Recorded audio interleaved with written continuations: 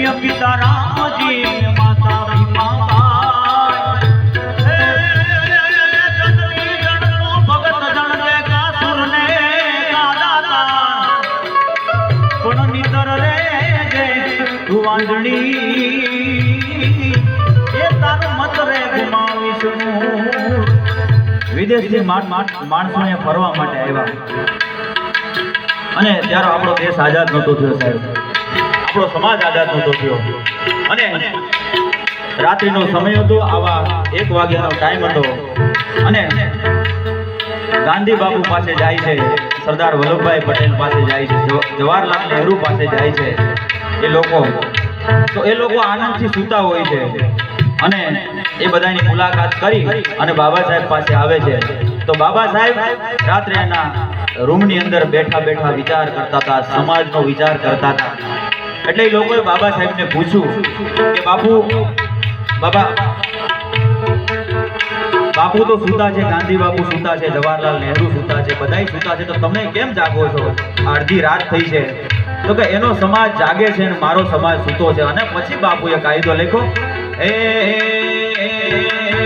અનાથ બળાને નહોતો યાદ, અનાથ બળાને વાલા નહોતો રે યાદ રે, બંધારણ ઘડી બાબે બનાવી હકદાર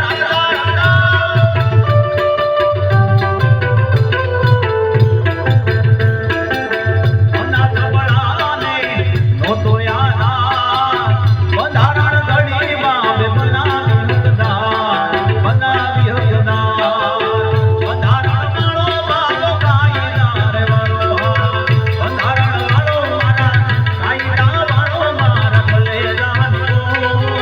ભલે જાણીકો આસમાની ઝંડા માથે બોલે ધીણમો, બોલે ધીણમો.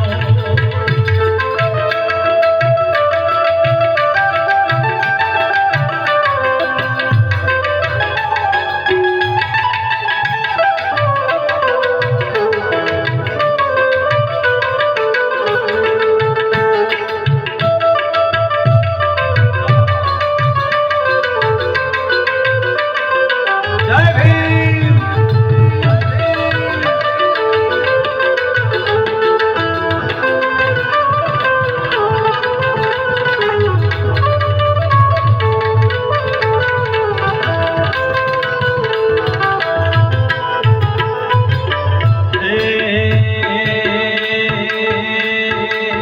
સિનજા પ્રાણ તમે વિકાવી એક નામ.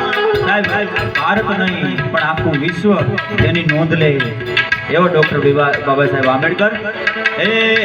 સિનજા પ્રાણ તમે વિકાવી એક નામ, દેશ વિદેશમાં તમારી નામ નામ મહાન, નામ નામ મહાન.